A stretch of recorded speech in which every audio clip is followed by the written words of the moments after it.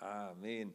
Bueno, como sabemos, en la historia nos habla que este tiempo, cuando se escribe cuando escribe el profeta Isaías, son momentos muy difíciles para la nación de Israel por la cautividad, por la opresión que vivían, de tal manera que pensaban que ya no había esperanza y había mucha tristeza en el pueblo, no en unas personas, sino en algo generalizado de tristeza. Y no era para menos, pues estaban viviendo cautivos y sufriendo opresión y mirando cosas tristes en cuanto a muertes y situaciones muy terribles, tremendas. Pero creo que en alguna medida estamos pasando cosas similares también como iglesia, con la pérdida de algunas personas que amamos, y la violencia en nuestra ciudad aquí en San Francisco del Rincón es también increíble. Cada día el periódico, nada más con ver la portada, va a ver 3 muertos, 4 muertos o más personas que han ejecutado. Entonces la violencia aquí en San Pancho sí está muy elevada, y cuestión de un llamado a la intercesión, al llamado a la iglesia. Pero también esta palabra muy directa para todos los que quizás hoy están apenas pasando el duelo o dentro del duelo por la pérdida de un familiar, de un amigo, de alguien cercano. Y la palabra muy puntual es: consuelen a mi pueblo. Y lo dice 2 veces: consuelen a mi pueblo. ¿Quién dice? Dice nuestro Dios, dice su Dios. Hablen con ternura a Jerusalén, díganle que se acabaron sus días tristes. Qué bonito saber, ¿verdad?, que aunque pasamos momentos difíciles, complicados, se van a terminar. Si estás pasando por esa etapa, esa temporada de duelo, de pérdida, pues es normal el duelo. Y yo me sorprendo cómo, digamos, cuando murieron los patriarcas, cuando murió Jacob, hicieron, no sé si 70 días de duelo, más de un mes, de 2 meses de duelo, una cosa realmente exagerada, que hasta en el lugar donde fueron a sepultarlo, los que miraron allí, porque fue acompañado José con los egipcios, le pusieron el valle de los lamentos, o el lugar donde lloran los egipcios.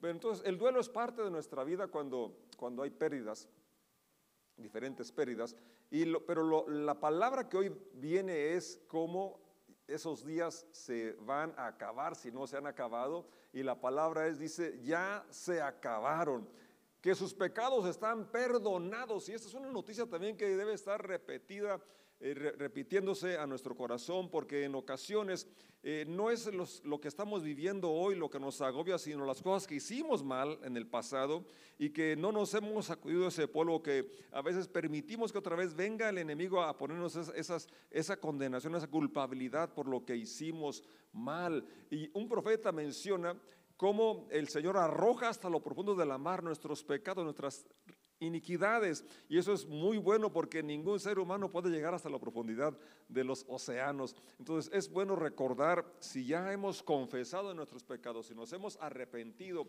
entonces nuestros pecados están perdonados, y esto nos debe de dar paz, nos debe dar ligereza para poder continuar con nuestra travesía, con nuestra carrera.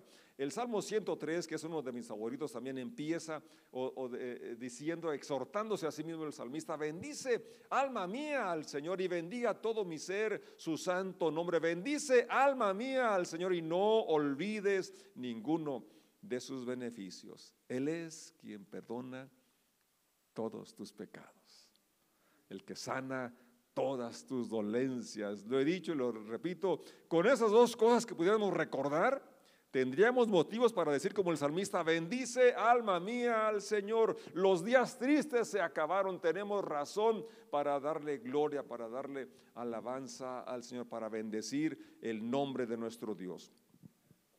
El verso 3, escuchen, es la voz de alguien que clama. Y este es precisamente lo que estamos en esta serie, ¿verdad? Ser esa voz que clama. ¿Y cuál es nuestro clamor como iglesia? ¿Cuál debe ser? Bueno, el que fue el clamor de Juan Bautista al preparar el camino para la venida del Mesías. Nosotros tenemos también esa misión como iglesia: preparar el camino para la segunda venida del Mesías, crear esa expectativa, tener esa esperanza, esa confianza de que el Señor viene como Él lo ha prometido. ¿Qué dice la voz? Abran camino a través del desierto para el Señor, hagan una carretera derecha a través de la tierra baldía para nuestro Dios. Rellenen los valles, allenen los montes y las colinas, enderecen las curvas y suavicen los lugares ásperos. Obviamente que el lenguaje es figurado y no es precisamente una autopista la que se va a preparar, no son los caminos, sino que es nuestro estilo de vida, la forma como nos conducimos, la forma como la gente ha vivido hasta el día de hoy. Y muchos quizás decepcionados porque no sucedieron las cosas como se esperaban, que no vino la respuesta a la oración como se pidió, y situaciones de opresión, de pérdidas que se están viviendo pueden endurecer el corazón, enfriar la fe, separarse de esa relación íntima que se había tenido con Dios. Y yo me imagino que así estaba viviendo Israel en aquel momento, y por eso este llamado a preparar el camino, y que es nada menos que volver el corazón a Dios, volver a nuestra confianza, a ponerla en Dios, a poder ser sensibles y percibir su presencia a través de la creación, a través de las personas que nos rodean, poder disfrutar de la amistad, poder disfrutar del amor de nuestro cónyuge, de nuestros hijos, de nuestra familia, porque cuando el corazón se endurece hacia Dios, también se endurece hacia las personas que nos rodean. Eso sucede, realmente no puedes tener sensibilidad hacia uno y dureza hacia otros, realmente. Por eso cuando habla aquí en el versículo 4, la parte final, suavicen los lugares ásperos, yo quisiera que examinaras tu corazón, si está suavecito, si eres sensible a la presencia de Dios, o han pasado ciertas decepciones, ciertas frustraciones en tu vida espiritual que ahora ya no lloras cuando le alabas, ya no lloras cuando oras, ya no te da gratitud cuando ves un cielo estrellado, un campo verde o un campo seco, porque a veces nos gusta nada más lo verde, pero lo seco también tiene su encanto. A mí me gusta mucho ver el maíz cuando está en su desarrollo, ¿verdad? Un verde intenso, precioso, como que me llena de energía. Ahorita está seco, pero me gusta más verlo seco.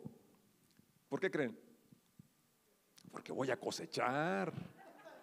Porque voy a cosechar. Entonces cada etapa tiene su atractivo, y la vida son ciclos. Son ciclos, y cada ciclo tiene su bendición, y hay que disfrutar, aprender a disfrutar cada etapa y cada paisaje, en paisaje seco, paisaje húmedo, ¿verdad? Como sea, cada pasaje tiene su encanto, y lo importante es esto, el punto es que podamos disfrutar. Y si nuestro corazón está endurecido por las experiencias negativas, entonces no disfrutaremos ninguna estación del año, ninguna etapa de la vida. Y por otro lado, si nuestro corazón está enternecido, está quebrantado, es sensible al amor de Dios, entonces podremos ser sensibles a la naturaleza y agradecer al Creador, y agradecer a las personas que están cerca de nosotros, amarlas, recibir su amor y dar amor, porque de eso se trata el cristianismo.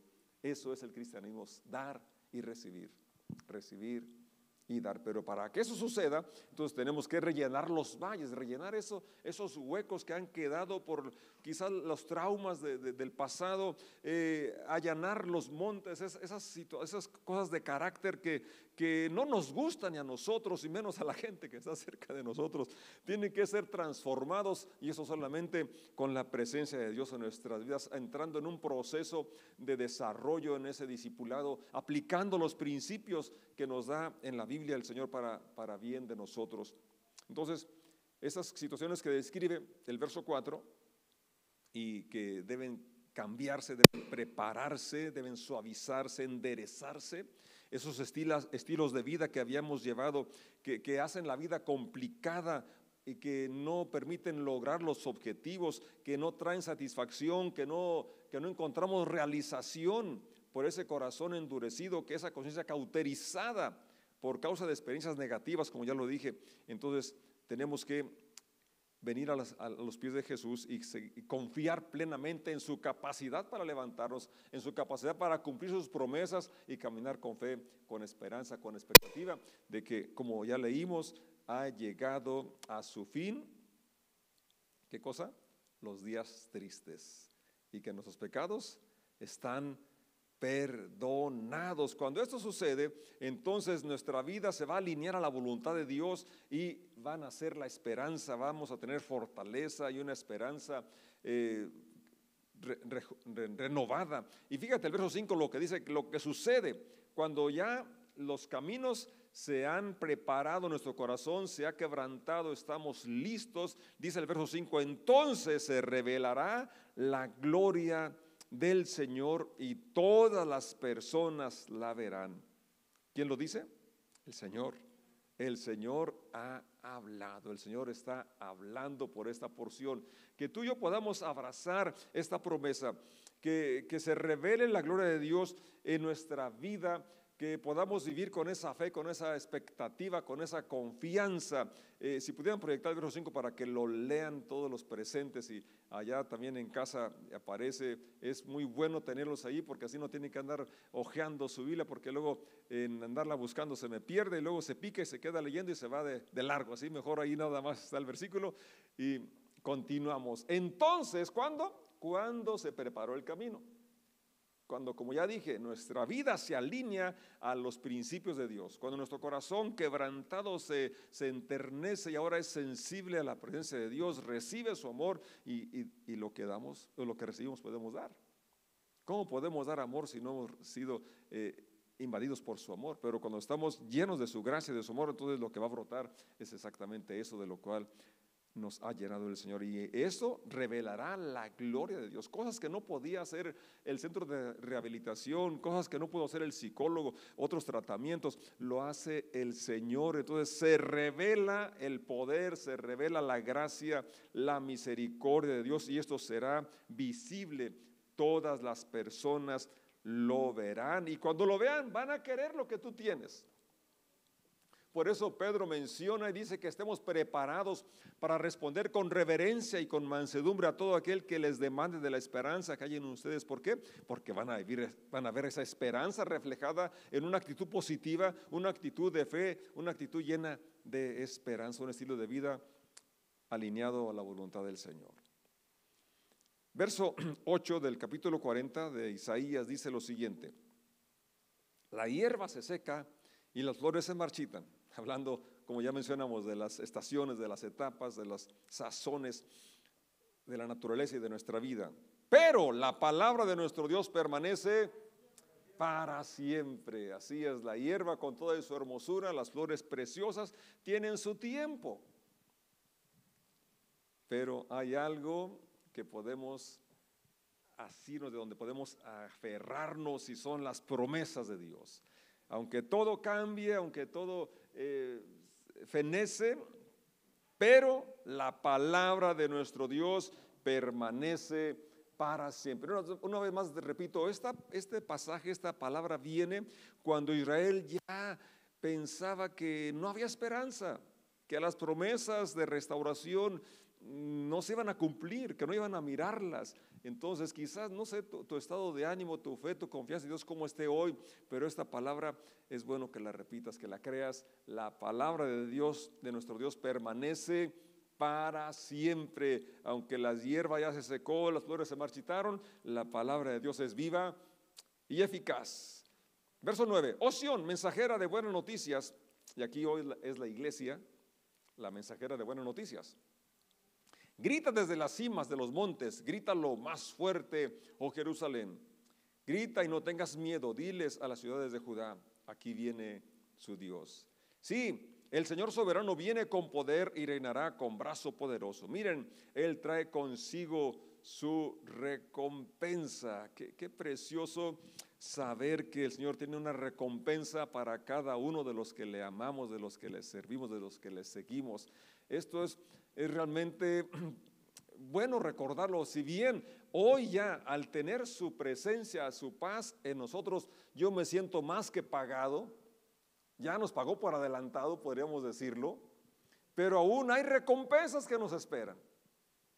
Y mira lo que dice el verso 11, dentro de lo que Él promete, de lo que está realizando ya, como lo he mencionado también, es alimentará su rebaño como un pastor.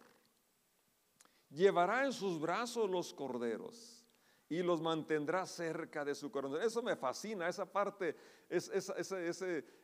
lo tengo en mi Biblia subrayado, porque habla del corazón de Dios y de lo que quiere hacer con nosotros. ¿Y no es eso acaso lo que más anhelamos? Estar cerca del corazón de Dios. Pues dice que Él va a realizarlo, que Él nos va a mantener cerca de su corazón. Primero empieza diciendo que va a alimentar su rebaño como un pastor. Un pastor tiene esa sensibilidad de proveer para el rebaño, pero también de cargar a los corderitos que no pueden avanzar al paso de las ovejas grandes. Y también dice, la parte que no leí de ese verso 11, guiará con delicadeza a las ovejas que crían. Habla de la paciencia que tiene. A veces quisiéramos que todos camináramos al mismo paso, fuéramos avanzando, pero Dios conoce la capacidad de cada quien y nos tiene paciencia. Qué grande es nuestro Dios, que a cada uno, ¿verdad? Nos tiene paciencia y nos da lo que necesitamos. Pero lo más importante, y aquí lo subrayo, es ese anhelo de que estemos con Él, de que estemos cerca de Él, que estemos cerca de su corazón. Entonces, que su presencia, que su palabra, sus principios no sean solamente un conocimiento más, no sea solo información, sino sea algo que abracemos con nuestro corazón. El verso 26 sigue diciendo el capítulo 40 de Isaías: levanten la mirada a los cielos. Y esto es importante, ¿verdad? Porque a veces nos enfrascamos tanto en nuestro quehacer que no tenemos tiempo de voltear hacia arriba, no tenemos tiempo de en una noche estrellada salir y contemplar la creación tan hermosa. A mí me tocó contemplar allá en el rancho de mi papá, allá en los años 60, 65, que no había luz eléctrica en toda la ranchería, apenas San Francisco tenía luz y Jalpa, todo lo demás estaba oscuro, así que eran noches preciosas, estrelladas, un espectáculo precioso. Y muchas veces nos perdemos las bendiciones de Dios y pensamos que es nuestro esfuerzo, que es nuestra inteligencia la que nos va a sacar adelante. Sí, ciertamente se requiere nuestro trabajo, nuestra diligencia, pero siempre tenemos que voltear hacia arriba, mirar la provisión de Dios y mirar su creación. Y luego hace la pregunta: ¿quién creó las estrellas? Él las hace salir como un ejército, una tras otra, y llama a cada una por su nombre. A causa de su gran poder y su incomparable fuerza, no se pierde ni una de ellas. Oh Jacob, ¿cómo puedes decir que el Señor no ve tus dificultades? Y quizás puedas hacerlo personal. Oh José López, oh David, oh Manzano. A veces que tú piensas que eres el único que tienes problemas, o que son los peores problemas, que es la peor situación crítica. O como dice aquí, piensas que Dios no ve tu situación, tu condición. Jacob se encontraba, o sea, la nación de Israel se encontraba en ese punto donde pensaban que Dios no miraba las dificultades por las que estaban atravesando. Oh Israel, ¿cómo puedes decir que Dios no toma en cuenta tus derechos? Porque tenemos derechos como hijos de Dios. Y a veces decimos, bueno, y entonces ¿por qué no me escucha? ¿Por qué no me contesta? Israel decía lo mismo. Y sigue entonces el profeta y dice, verso 28, ¿acaso nunca han oído, nunca han entendido? El Señor es el Dios eterno, el creador de toda la tierra. Él nunca se debilita ni se cansa. Nadie puede medir la profundidad de su entendimiento. Él da poder a los indefensos y fortaleza a los débiles. Se está poniendo más bueno cada vez esta lectura. Entonces, primero es que tenemos que dejar de concentrarnos en el problema, en la necesidad, en la pérdida, y voltear hacia arriba, al soberano, al creador, a nuestro Dios que es amor, aquel que dice que ya se acabaron los días de tristeza, que ya ha perdonado nuestros pecados y que ahora necesitamos ver la capacidad que tiene para cuidarnos y para levantarnos. Dice una vez más el 29, Él da poder a los indefensos y fortaleza a los débiles. Hasta los jóvenes se debilitan y se cansan, y los hombres jóvenes caen exhaustos. En cambio, los que confían en el Señor encontrarán nuevas fuerzas, volarán alto como con alas de águila, correrán y no se cansarán, caminarán y no desmayarán. Fíjate cómo todo esto termina, concluye con que necesitamos confiar en Dios a pesar de que hoy no veas lo prometido. Que sigas esperando esa promesa que Dios ha dado para cada uno de nosotros. Muy en lo profundo, cada uno tenemos promesas muy personales que Dios nos ha hecho. Y también todos hemos, de alguna manera, nos hemos decepcionado de algunas cosas que no están sucediendo o pérdidas que hemos enfrentado. Y quizás la confianza había menguado. Pero hoy nos habla que la esperanza puede renacer si nuestra confianza es depositada, empezando con ver a quién servimos, en quién creemos. Por eso lo describe el profeta como el creador, como el que tiene la capacidad de contar las estrellas. El verso 31, lo voy a leer en la Reina Valera, y dice: pero los que esperan a Jehová tendrán nuevas fuerzas. Me gusta esa palabra, los que esperan al Señor, los que esperan. Si tú y yo esperamos, entonces vamos a retomar esas nuevas fuerzas y podremos seguir caminando sin cansarnos y sin fatigarnos. Yo te voy a invitar a que estemos de pie y le demos gracias a Dios porque nuestra confianza en Él es renovada y esto traerá nuevas fuerzas a nuestro espíritu, a nuestra fe, y podremos avanzar, podremos seguir esperando la realización de sus promesas y entonces vamos a poder preparar el camino del Señor, no solo para que se manifieste en nuestras vidas, sino para que otras personas puedan oír las buenas noticias de que los días de tristeza llegaron a su fin, que los pecados han sido perdonados porque Jesús ha derramado su sangre para lavarnos y limpiarnos de toda maldad. En el Evangelio de Lucas también habla el Señor sobre ese tema y dice en el capítulo 12, verso 40: ustedes también deben estar preparados en todo tiempo, porque el Hijo del Hombre vendrá cuando menos lo esperan. Un siervo fiel y sensato es aquel a quien el amo puede darle la responsabilidad de dirigir a los demás siervos y alimentarlos. Padre, gracias porque eres fiel a tus promesas. Gracias porque tú has cambiado nuestra tristeza en celebración. Gracias porque has borrado nuestros pecados y los has arrojado hasta lo profundo de la mar. Gracias por tu recompensa, las recompensas que tienes para los que te siguen, los que te aman. Gracias que tú alimentas a tu rebaño, a tus ovejas. Gracias que tú llevas en brazos a los corderos, a los pequeños. Gracias que tú los mantendrás cerca de tu corazón. Padre, que podamos creer esta verdad, esta realidad, que tu anhelo más grande es que tengamos una relación estrecha contigo. Gracias porque tú prometes guiar con delicadeza a las ovejas con crías. Gracias porque tú conoces la condición de cada uno y tú estás para ayudarnos, para alentarnos, para guiarnos, para proveer. Toda la honra, toda la gloria es para ti. En el nombre de Jesús. Amén. Amén. Que Dios los bendiga, Dios los dé fortaleza. Vamos a confiar en Dios y tomar esa bendición, esa fortaleza que Él nos da para avanzar sin fatigarnos y sin cansarnos.